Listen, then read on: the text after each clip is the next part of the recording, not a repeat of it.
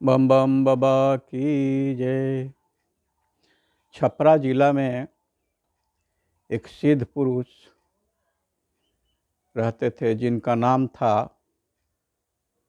तपसी बाबा।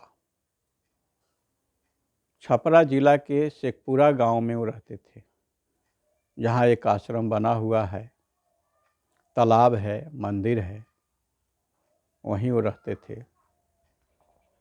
कभी कभी घूमते घूमते निकल जाते थे, तो एक एक महीना बाद आते थे, लेकिन प्राय उस मंदिर पे ज़रूर आके रुकते थे। जब रुकते थे तो 1 महीना 15 दिन ज़रूर रुकते थे, लेकिन विचरण के लिए निकल जाते थे तो एक एक महीना बाद आते थे। उनके आसपास जो भी रहने वाले थे सब के सब किसान थे।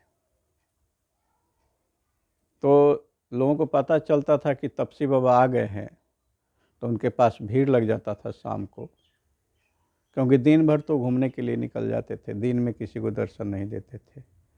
जैसे 5 या 6 बजता था तो बाबा आते थे, अपना बैठे, पूजा पाठ किए, लोग उनके पास बैठता था, उसको थोड़ा बहुत प्रवचन किए, भगवान का नाम लेने का उपदेश देते थे।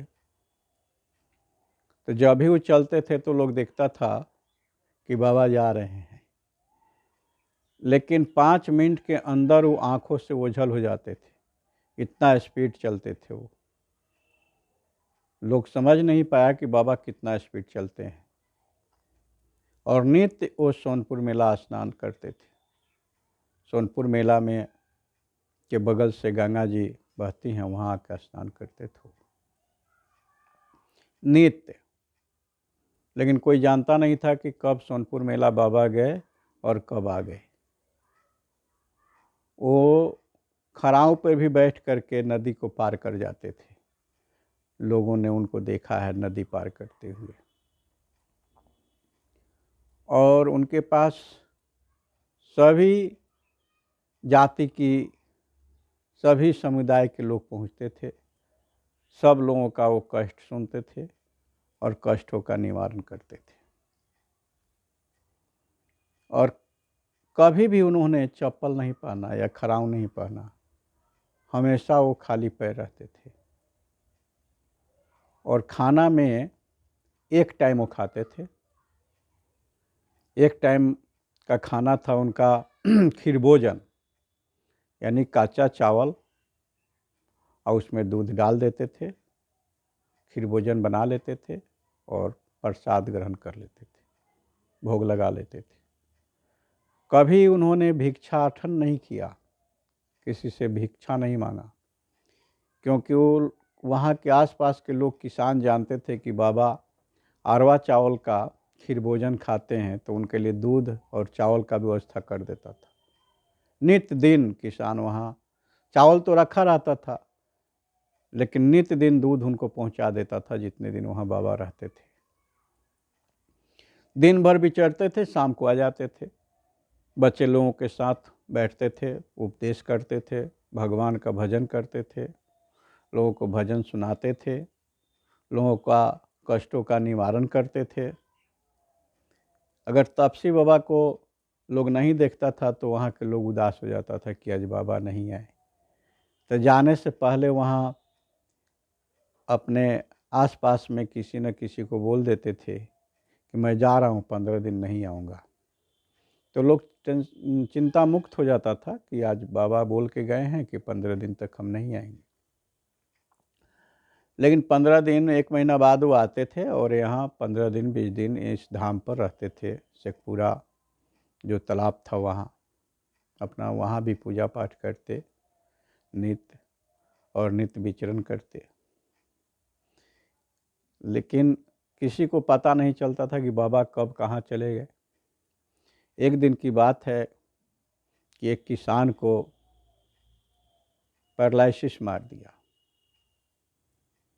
पैरालिसिस मार दिया, उसी के दौरान उनका मृत्यु हो गया। डॉक्टर उनको बोला कि अभी नहीं रहे। तो लोगों को लगा कि अब नहीं रहे तो कम से कम एक बार अपने तपसी बाबा को दिखा लेते हैं। लोग तपसी बाबा के खोज में निकला। तो तपसी बाबा के बारे में पता चला कि छपरा में है। लोग छपरा गया, तो पता चल गया कि सोनपुर चले गए। और सोनपुर गया, जब तक उसको पता चला कि रीवा आ गए। लेकिन उनको पता चल जाता था कि हमें कोई खोज रहा है, हमें कोई ढूंढ रहा है। और जब कोई रीवा गया, जब तक वो अपना स्थान पर पहुंच गए, शेखपुरा तालाब में जहां उनका स्थान था, मंदिर था, पहुंच गए। उसके बाद लोग गया, पता चला कि बाबा आ गए। तो बाबा को जाके बोला कि देखिए, अमुक किसान का मृत्यु हो गया है और लोग चाहता है कि आपसे एक बार दिखा लें, तब उसको शमशान घाट ले जाएं। तो बाबा वहीं से बोलते हैं कि जिसकी मृत्यु हुई है वो, उसका तो आयु अभी है, वो मर कैसे गया। तो बाबा के पास जो गया था बोला हमको क्या पता। चलिए, फिर बाबा आए। बाबा में किसी तरह की कोई भेदभाव नहीं था कि हम वहाँ नहीं जाएंगे, यहाँ ले आओ। उन्होंने बोला कि चलो मैं आता हूँ। फिर वो इंसान आ गया। बाबा पीछे से आए, उस किसान के घर पर आए, देखे कि लाश पड़ा हुआ है। तो उन्होंने कहा कि एक पीतल के थाली में पानी ले आओ। एक पीतल के थाली में पानी भर के लाया गया और उन्होंने जो है अपना पैर की अंगूठा उसमें डुबा दिया, उस पानी में। उस पैर के अंगूठा को डुबाकर उसमें घुमाया, 5 बार उसमें घुमाया। बाबा अपने पैर के अंगूठे को उसमें घुमाते रहे 5 बार। घुमाने के बाद बोले, वहाँ जो उपस्थित लोग था, बोले कि इस पानी में से एक बूंद लेके इसमें मुंह में पिया दो। वहाँ के उपस्थित लोग जो हैं उस पानी में से एक बूंद उनके मुंह में चटाए। उसी क्षण उस आदमी को होश आ गया, आंख खोल दिया। वहीं बाबा बोले कि आदमी का अभी 20 साल आयु है, अभी ये 20 साल जिंदा रहेगा। उस दिन से वो आदमी 20 साल तक जिंदा रहा। इतने बड़े सिद्ध महापुरुष थे।